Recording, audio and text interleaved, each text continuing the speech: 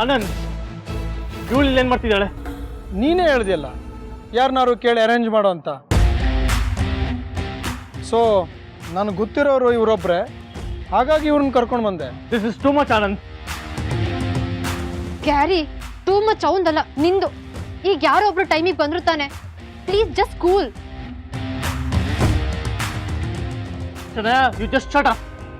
ಆನಂದ್, ಯಾಕೆ ಹೀಗೆ ಮೋಸ ಮಾಡಿದೆ? ಮೋಸ ಮಾಡಿರೋದು ಅವರಲ್ಲ, ಇಂಥವ್ರನ್ನ ನಂಬಿ ಮೋಸ ಹೋಗ್ತಿರೋದು ನೀವು. ಇಷ್ಟಾದ್ರೂ ನಿಮಗ್ ಬುದ್ಧಿ ಬರ್ತಿಲ್ವಲ್ಲ? ನನಗೆ ಬುದ್ಧಿ ಬಂದು 30 ವರ್ಷ ಆಗಿದೆ. ಈಗ ಹೊಸದಾಗಿ ಬರೋ ಅವಶ್ಯಕತೆ ಏನಿಲ್ಲ. ಬಂದಿದೆ, ಆದರೆ ಸದ್ಬುದ್ಧಿ ಅಲ್ಲ, ದುರ್ಬುದ್ಧಿ. ಲೋಕ್, ನಿನ್ನ ಪಾಠ ನಂಗೆ ಬೇಕಾಗಿಲ್ಲ. ಇನ್ನೇನು, ಈಗ ದುಡ್ಡು ಬೇಕಾ?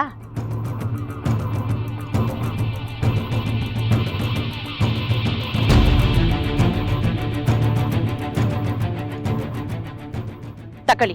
ನನಗೆ ನಿನ್ನ ದುಡ್ಡು ಬೇಕಾಗಿಲ್ಲ. ಹಲೋ, 5 ನಿಮಿಷ ಇದೆ ಅಷ್ಟೇ ಟೈಮು. ಕ್ಯಾರಿ, ನಿನ್ಗೆ ಯಾವಾಗ ಏನ್ ಮಾತಾಡ್ಬೇಕು, ಏನ್ ಡಿಸಿಷನ್ ತಗೋಬೇಕು ಅಂತಾನೆ ಗೊತ್ತಿಲ್ಲ. ಇವ್ರ ಕತೆ ಆಮೇಲೆ ಇರ್ಲಿ, ಮೊದಲು ಇವ್ರ ಕತೆ ಮುಗಿಸೋ. ಶನಯ, ಶನಯ, ತಗೋ ನಿನ್ ದುಡ್ಡು, ಯಾವನಿಗೆ ಬೇಕು?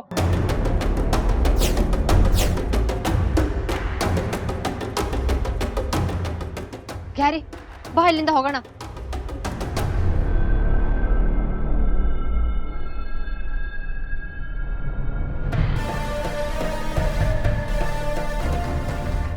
ಗುರು ನೋಡು, ಈಗಲೂ ಕಾಲ ಮಿಂಚಿಲ್ಲ.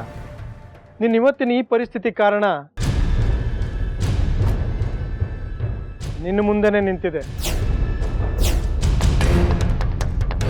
ಅದು ನಿನಗೂ ಗೊತ್ತಿದೆ. ನೀನು ಇದರಿಂದ ಆಚೆ ಬಂದಿಲ್ಲ ಅಂದ್ರೆ ಇದಕ್ಕೂ ದಾರುಣ ಪರಿಸ್ಥಿತಿಗೆ ತಲುಪ್ತೀಯ. ಆಸ್ ಅ ವೆಲ್ ವಿಷರ್ ಬಿಟ್ಟು ಜಾಗ ಇದೆ ಅಂದ್ರೆ ತಾ ಮುಂದೆ ನಾ ಮುಂದೆ ಅಂತ ಮನೆ ಕಟ್ಟಕ್ಕೆ ಬಂದ್ಬಿಡ್ತೀರಾ. ನೋಡು ಆನಂದ್, ನೀ ನನ್ನ ಒಳ್ಳೆ ಫ್ರೆಂಡ್ ಅಂತ ಸಹಾಯ ಕೇಳಕ್ಕೆ ಬಂದೆ. ಆದರೆ ನೀನು ಇವಳನ್ನ ಅಲ್ಲಿ ಕರ್ಕೊಂಡ್ಬಂದು ನಂಗೆ ಅವಮಾನ ಮಾಡಿದ್ಯಾ. Thank you so much.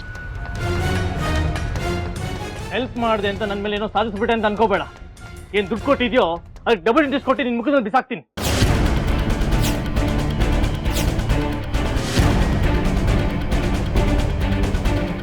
ಬಾಯ್ಗ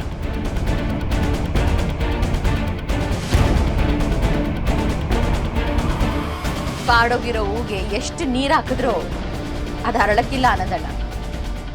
ಇವ್ರ ಈ ಜನ್ಮದಲ್ಲಿ ಬದಲಾಗಕ್ಕಿಲ್ಲ. ಬನ್ನಿ, ಓಡೋಣ.